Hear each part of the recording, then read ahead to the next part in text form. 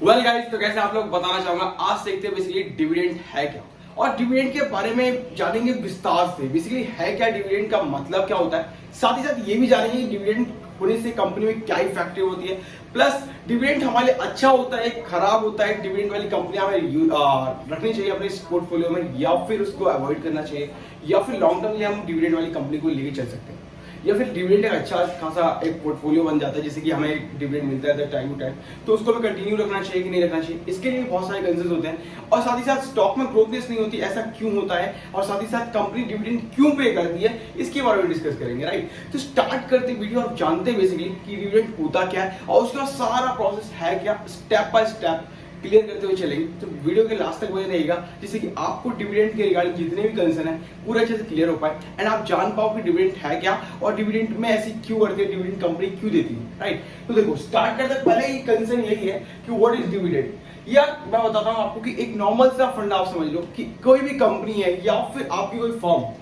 या फिर कोई भी, मतलब कि आप मान लो XYZ कंपनी है, उसने ये कहा कि यार मेरे पास जो पैसा आ रहा है, मतलब मैंने बिजनेस किया, बिजनेस करने के बाद मेरे पास कैश बहुत आ गया। अब कैश का मेरे को इतना नहीं लग रहा कि मैं इस कैश का ऊपर कम से कम FD के बराबर भी अपने पैसे के ऊपर रिटर्न लेके आ पाऊं, तो मैं अपने शेयर होल्डर में ये पैसा बांट देता हूं। इसी को कहते हैं डिविडेंड देना।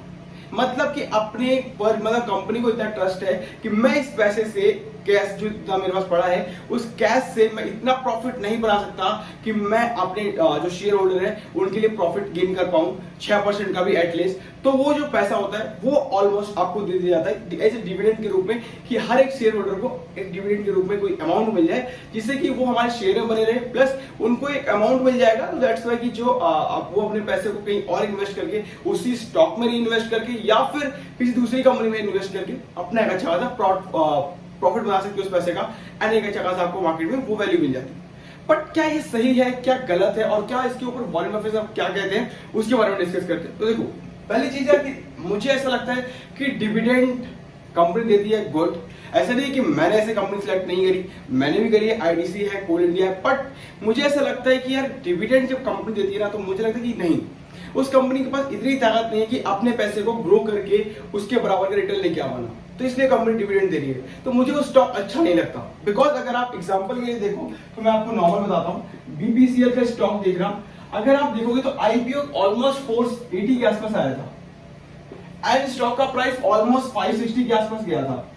स्टिल मार्केट का प्राइस अगर आप उठा के देखते हो, मार्केट अभी ऊपर आ गई है, ऑलमोस्ट 17,700 के आसपास मार्केट टच कर रही है। राइट, और अभी भी अगर BPCL आप उठा के देखोगे तो 330 का ही है। बिकॉज एक तो पहली बात गवर्नमेंट कंपनी, साथ ही साथ कंपनी के पास इतना एक कंपनी को लगता है कि यार मैं अपने पैसे को, जो कैश मेरे पास आ रहा है, उस कैश से मैं प्रॉफिट नहीं जनरेट कर पाऊंगा, मैं अपने शेयर होल्डर को इसे प्रॉफिट नहीं दे पाऊंगा, तो उस पैसे को मैं डिविडेंड के रूप में बांट देता हूं। तो अगर आप डिविडेंड के रूप में उठाने देखोगे BPCL को, तो फर्स्ट या सेकंड नंबर का। राइट, तो ऐसा नहीं है कि मुझे गलत है स्टॉक, आपको नहीं इन्वेस्ट करना चाहिए। बहुत लोग कहते हैं बहुत अच्छी बात है, डिविडेंड मिलता है आपको, बट मैं मेरे को लगता है कि देखो अगर किसी कंपनी के पास इतना स्कोप नहीं है कि अपने पैसे को उसके ऊपर कम से कम 6% का FD के बराबर में रिटर्न लेकर के आ पाए, तो यार क्या फायदा उस स्टॉक में इन्वेस्ट करके, ऐसा मुझे लगता है। बिकॉज अगर मैं वॉरेन बफेट की अगर इंस्टीट्यूट आगे देखूं, तो उनका कहना है कि बर्कशायर जो हैथवे है,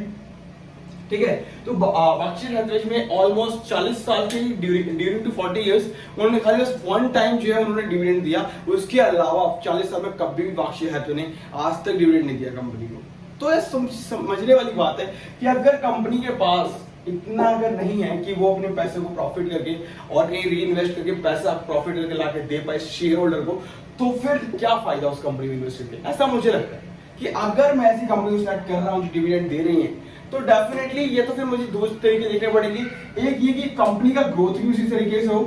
ठीक है, मतलब कंपनी का प्राइस उसी तरीके से गेन होता रहे, प्लस डिविडेंड भी साथ साथ मिलता रहे, ये स्टॉक सेलेक्ट करना, ठीक है। प्लस अगर इन दोनों में से ये चीज दोनों साथ नहीं होती, तो मुझे डिविडेंड के ऊपर अकेले जाने में ये मुझे थोड़ा सा बैड लगता है कि यार नहीं, अगर मैं पैसा अपना इन्वेस्ट कर रहा हूं ना, तो डेफिनेटली मुझे उसके ऊपर रिटर्न चाहिए एक अच्छा खासा। वो हर किसी बंदे का रिटर्न होता है यार। अगर इन्फोसिस अगर आप उठा के देखोगे तो 0.59% का ऑलमोस्ट उनका डिविडेंड यील्ड रेट है, ठीक है। स्टिल कंपनी का प्राइस देखोगे तो 4100 या फिर 4200 के आसपास आपको छूता हुआ दिखेगा स्टॉक। और ये स्टॉक अगर आप उठा के 2020 में देखोगे तो इस कंपनी का स्टॉक सिर्फ 1900 रुपए का था, 1900 रुपीज का। तो डिविडेंड कितना दे दिया कंपनी ने, डिविडेंड कितना मिल जाता है मुझे 10 रुपए पर स्टॉक के हिसाब से, बट कंपनी का प्रॉफिट ऑलमोस्ट डबल हो गया ना। अगर स्टॉक उठा के देखो तो 1900 रुपए का 2020 में था, स्टिल कंपनी का स्टॉक अभी 4100 या 4200 रुपए का है। तो यार मुझे डिविडेंड कंपनी उसलिए अच्छी लगती है यार, आप अपने प्रॉफिट और ग्रोथ को हटा के दे रहे हो, यानी कि कोल इंडिया जैसी कंपनी जिसमें कि मैंने कभी इन्वेस्ट करके वहां से डिविडेंड कमाया है, बट कोल इंडिया जैसी कंपनी जिसका कि अगर आप गूगल पे जब चार्ट उठा के देखोगे लास्ट से वो आईपीओ आया था तब से लेकर के आज तक का, तो आपको देखने को मिलेगा कि कंपनी का स्टॉक का प्राइस जो था वो था 400 रुपीज का, ठीक है, आपको देखने को मिलेगा, बट स्टिल कंपनी का प्राइस 200 रुपए के आसपास का है।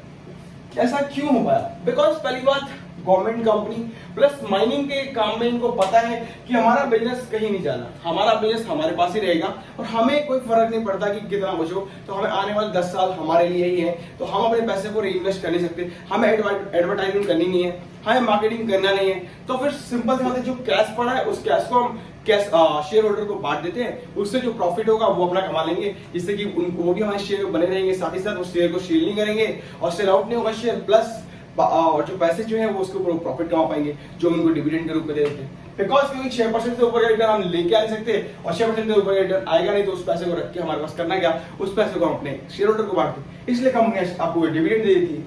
बट ऐसा नहीं कि हर किसी केस में ऐसा है, बहुत सारे स्टॉक्स ऐसे भी होंगे जो आपको देखने को मिलेगा कि आपको डिविडेंड ग्रोथ भी अच्छी दे रही है time to time, plus dividend भी आपको अच्छा मिल रहा है। बट ये दोनों चीजें जो जिस स्टॉक को मिलेगी उसके लिए आपको ना थोड़ा सा मेहनत करना पड़ेगा, एनालाइज करना पड़ेगा, समझना पड़ेगा मार्केट स्ट्रेटेजी क्या है, आपको उसकी balance sheet, profit and loss statement, quarterly and yearly basis पे पूरी स्टेटमेंट देखनी, चेकआउट करनी पड़ेगी कि बेसिकली कंपनी क्या कह रही है, कंपनी के फंडामेंटल्स क्या कहते हैं, कंपनी एनुअल रिपोर्ट क्या कहती है, तब आपको ये दो चीज वाले फैक्टर वाली कंपनी मिल पाएगी, ठीक है। अदरवाइज आपको इतना आसान नहीं है कि ग्रोथ और डिविडेंड वाला आप ढूंढ पाओ। जैसे कि मैंने बताया था वॉल्यूम प्लस मार्जिन, जैसे वॉल्यूम के साथ अगर देखोगे तो company Maruti Suzuki only volume पे खेलती है, कभी वो मार्जिन पे ध्यान नहीं देती, उन्हें पता है कि मार्केट में सिर्फ वॉल्यूम ही है हमारा, अगर हमने मिस किया तो मार्केट से बाहर हो जाएंगे। बिकॉज हमारी मारुति सुजुकी जो हमारी कार है स्विफ्ट, वो 5 लाख के अलावा हम 25 लाख में नहीं बेच सकते, सिंपल सी बात है। उन्हें पता है कि हम फॉर्च्यूनर का रेट को हम कवर नहीं कर पाएंगे, तो उन्हें पता है कि 5 से 10 लाख में अपने गाड़ी को सेल आउट करना है, ठीक है। सेम थिंग अगर आप यहाँ पर उठा के देखोगे मारुति सुजुकी के अलावा दूसरी चीज जब आप देखोगे तो वही जैगवार, ठीक है। जैगवार को पता है कि भाई साहब मुझे अपने मार्जिन पे काम करना है, बिकॉज मेरे पास वॉल्यूम आएगा ही नहीं, कोई इतनी महंगी कार खरीदेगा नहीं, और इतनी महंगी कार खरीदा तो यानी कि लोगों को शक होगा कि जैगवार अगर सबके पास मिल रही है तो डेफिनेटली कुछ अलग है, राइट, वो सस्ती है या फिर कुछ ऐसा होगा। बट जैगवार को पता है कि मुझे मार्जिन पे काम करना, मुझे वॉल्यूम पे नहीं, बिकॉज मेरे पास लिमिटेड कस्टमर्स है, अनलिमिटेड नहीं है कि मैं कुछ भी कर सकता। तो सिंपल सी बात है, यहाँ पे आपको मार्जिन पे काम करता हुआ मिलेगा और आपको वॉल्यूम पे थोड़ा सा कॉम्प्रोमाइज होगा, मार्जिन पे काम होगा, वॉल्यूम कॉम्प्रोमाइज होगा, मार्जिन सुजुकी पे वॉल्यूम पे काम होगा, मार्जिन कॉम्प्रोमाइज होगा। तो इस तरीके से कंपनियां काम करती हैं। बट मैंने यहाँ पे क्या कहा था कि आप वैसे कंपनी सेलेक्ट करो जो कि वॉल्यूम और मार्जिन को कभी भी कॉम्प्रोमाइज ना करे। तो देखो पहला शेयर ही बताया था मैं, आइशर मोटर, इसका शेयर उठा के देखना 2019 का 700 रुपए या फिर 1000 के समथिंग था, स्टिल कंपनी 3000 पे रन कर रही है। अगर जो कंपनी मार्जिन प्लस वॉल्यूम साथ में रख रही है ना, तो डेफिनेटली इसका ग्रो होगा। इन्हें पता है, आइशर मोटर को पता है, उन्होंने ऐसी ब्रांड वैल्यू क्रिएट करी है मार्केट में कि आज भी 9050 सीसी का इंजन उनका रॉयल एनफील्ड आज भी चलता है मार्केट में, और हर कोई अपने तरीके से ड्रीम अचीव करके बाइक लेता है। ये नहीं कि जैसे कि बजाज हो गया, होंडा हो गया, हीरो हो गया, ये सारी जब सेल अगर इनके आप वो भी देखोगे ना, लाइक कोई एडवर्टाइजमेंट या फिर कोई एड भी, तो उसमें लगेगा कि ये माइलेज हमारी ये है, सब कुछ ले लो, देख लो, सब कुछ कर लो, बाइक को खरीद लो, ऐसा कहते हैं। बट इनको पता है कि हमें कोई दिक्कत नहीं है, हमें बताना ही नहीं कि माइलेज क्या है, कंपनी क्या दे रही है आपको एंड सब कुछ। आपको सिर्फ इतना दिखा दें कि अपने जितने भी ऐड देखोगे कि आप एक आइशर मोटर का रॉयल एनफील्ड खरीद रहे हो, यानी कि आप अपना ड्रीम अचीव कर रहे हो। तो डेफिनेटली इन्होंने कुछ चेंजेस किए। 2005 में आइशर मोटर भी उतनी बाइक बेच पाता था, मुश्किल से ऑलमोस्ट 25,000 3,000 या 5,000 के आसपास पूरे साल में। स्टिल कंपनी पूरे 3 लाख बाइक सेल कर पाती है पूरे ईयर में। तो डेफिनेटली कुछ अलग किया होगा कंपनी ने, राइट। तो देखो यहाँ पे वॉल्यूम एंड मार्जिन दोनों साथ चलता है। और सेम इंजन, ये भी नहीं कि लोगों की तरफ बदल दिया कि यहाँ पे बैटरी आ रही है या कुछ नहीं, सेम वही 9050 का इंजन है और आज भी 9050 के इंजन पे ही पूरी मार्केट वर्क करती है। तो देखो आज भी जो रॉयल एनफील्ड है ना, ओनली 9050 सीसी के इंजन में बात करता है और आज भी कभी भी ऐसा नहीं है कि कंपनी कुछ अलग लेकर के आती है, कोई बैटरी आ रहा है, ये आ रहा है, वो आ रहा है, नहीं। कभी भी अपने एड में शो नहीं करते कि मैं कितना माइलेज दे रहे हैं, कितना कुछ दे रहे हैं, कितने का प्राइस है एंड ऑल। आप अगर शोरूम जाओ, वहां से चेकआउट करो एंड वहां से जाकर के चेकआउट करके देख सकते हो कि आपको क्या मिल रहा है, क्या मिलेगा आपके बाइक में। बट सेम थिंग अगर आप बजाज और होंडा और ये सारी चीजें देखोगे तो यहाँ पे आपको सब कुछ दिखा दिया जाता है एड में, फिर भी आपको वहां पे बाइक लेने के लिए बंदे आते नहीं, बिकॉज उनको कहा जाता है यार कुछ भी करो बट सेल आउट करो, बट सेल आउट होता ही नहीं है। तो वो तो बजाज वाले ये भी कहते हैं आप आओ, खाओ पियो, कुछ भी करो, बट बाइक लेके जाओ, बट बाइक नहीं बिकती। तो डेफिनेटली कुछ ना कुछ तो अलग होगा। तो यहाँ पे वॉल्यूम प्लस मार्जिन में दोनों में खेला जाता है और मार्जिन सुजुकी को पता है कि मुझे अपने वॉल्यूम पे ही काम करना है, मुझे मार्जिन पे काम नहीं करना, बिकॉज मार्जिन पे अगर मैंने काम करना चालू किया तो मेरा वॉल्यूम खत्म हो जाएगा, वॉल्यूम खत्म हो जाएगा तो मेरे मार्केट से बाहर हो जाऊंगा, राइट। तो उन्हें दोनों में से एक चीज कॉम्प्रोमाइज करना पड़ेगा। सेम थिंग एप्पल देखो, वन प्लस का ब्रांड जो है, जितनी वन प्लस का ब्रांड जितनी फोन सेल करता है ऑलमोस्ट उसके बराबर, मतलब कि वन प्लस का ब्रांड या फिर एमआई का ब्रांड जो 20,000 रुपीज के अराउंड आता है या 60,000 के अराउंड जो आता है, ये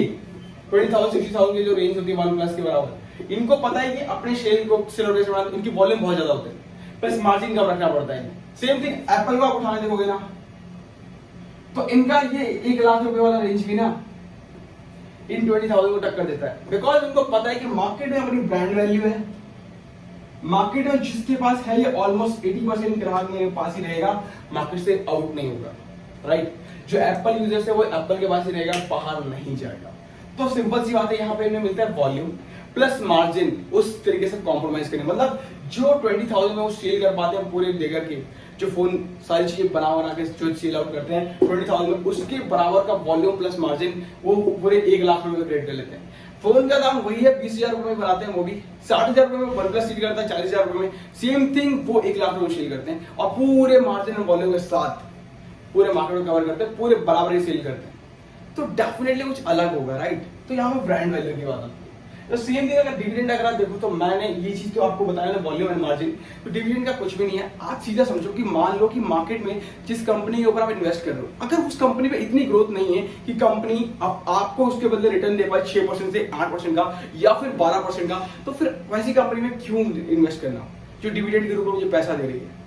और मुझे डिविडेंड के रूप में पैसा नहीं चाहिए, मुझे अपने शेयर में ग्रोथ चाहिए।